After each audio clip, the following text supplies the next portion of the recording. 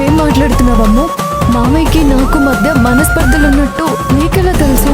అత్తయ్య, నేను చూడటానికి చిన్నపిల్లని కానీ నాకన్నీ అర్థమవుతాయి. పైగా మామయ్య నా బెస్ట్ ఫ్రెండ్, నాకన్నీ చెప్తాడు. కానీ నీ మీద ప్రామిస్ నేనెవ్వరికీ చెప్పలేదు.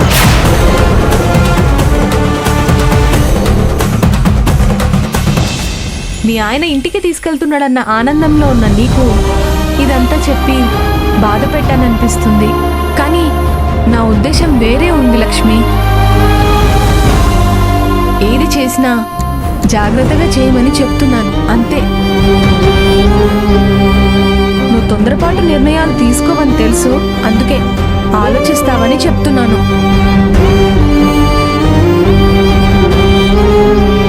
నా కోడలు కూడా నీ కోడల్లాగే మమ్మల్ని ఇబ్బంది పెడుతుంది అనుకుంటున్నావా? అయినా ఏదో దొరికింది కదా అని తీసుకొచ్చి నా కొడుకిచ్చి పెళ్లి చేయలేదు. ఆస్తి, అంతస్తు, స్థితి, గతి అన్ని చూసి మరీ పెళ్లి చేశాను. నాకు బంగారం లాంటి కోడలు దొరికింది. అన్నిటికంటే ఎక్కువగా తను తన భర్తని చూసుకుంటుంది.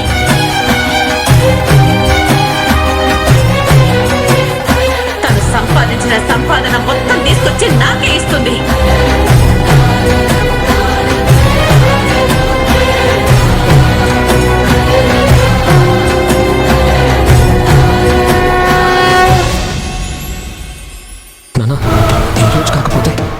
నిజం బయటపడుతుంది.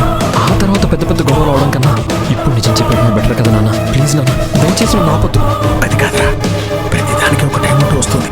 మీ అమ్మకి నిజం చెప్పే టైం ఇది కాదురా, అందుకే నిన్ను ఆపుతున్నాను. చెప్పాల్సింది చెప్పాను, ఆ తర్వాత నీ ఇష్టం.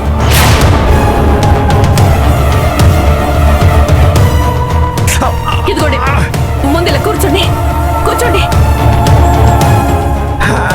నీళ్ళు తాగండి. ఎప్పుడు ఏదో ఒకటి చేసుకుని మీరు మమ్మల్ని కంగారు పెట్టకపోతే మీకు తిన్న దరగదనుకుంటా. అయినా చిన్న పిల్లల్ని చూసుకున్నట్టు మిమ్మల్ని కూడా చూసుకోవాలంటే ఎలాంటి చెప్పండి? నాకు డౌటు, ప్రతిసారి లక్ష్మి నిజం చెప్పాలనుకున్నప్పుడల్లా నాన్నకేదో ఒక ప్రమాదం వచ్చేది. ఈసారి హరి ఏదో చెప్పాలనుకున్నప్పుడు నాన్నకి ఇలాంటి ప్రమాదం జరిగిందేంటి?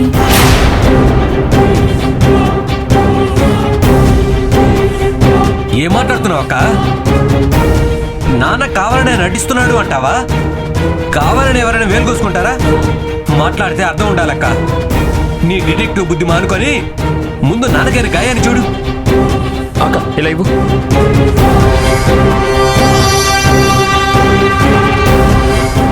ఏం చేస్తాం? పెద్ద కూతురు అని నేనెంత ప్రేమగా చూసుకున్నాను. నీకు చిన్న గాయమైనా తట్టుకునేవాడిని కాదు. ఇప్పుడు మాత్రం నన్ను ఎంత చీప్గా చూస్తున్నావు చూడు. అంతేలే, వయసు అయిపోయిన ముసలవాడిని కదా, ఇంకా ఎందుకు బతుకున్నానని చూస్తున్నావేమో. చెవిడి, చిన్న పిల్లలా మాట్లాడతారేంటి? ఊరుకోండి. అవును హరి, ఇందాక నువ్వేదో ముఖ్యమైన విషయం చెప్పాలనుకున్నావు కదా, ఏంటది?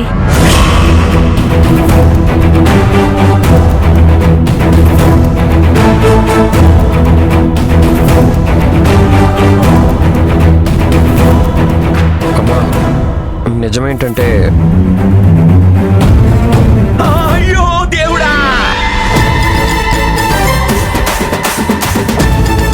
నా బాధ నాదైతే వీళ్ళు మాత్రం బాగా కబుర్లు చెప్పుకున్నారు. నన్ను ఎవరు పట్టించుకోవట్లేదు దేవుడా. ఇక్కడ నేను ఉండడం వేస్ట్ అని అర్థమైపోయింది. భద్రావతి, నీ మాంగళ్యం గట్టిగా ఉండాలి. ముందు నన్ను గదిలోకి తీసుకెళ్లి పడుకోబెట్టి ఆ తర్వాత మీరు ఏమైనా మాట్లాడుకోండి. తీసుకెళ్ళవే. అయ్యో, ఇప్పుడు ఏమైందని? చిన్న గాయమే కదా. హరి ఏదో చెప్పాలనుకుంటున్నాడు, అది విని లోపలికి తీసుకెళ్తాను. ఆగండి, నువ్వు చెప్పరా.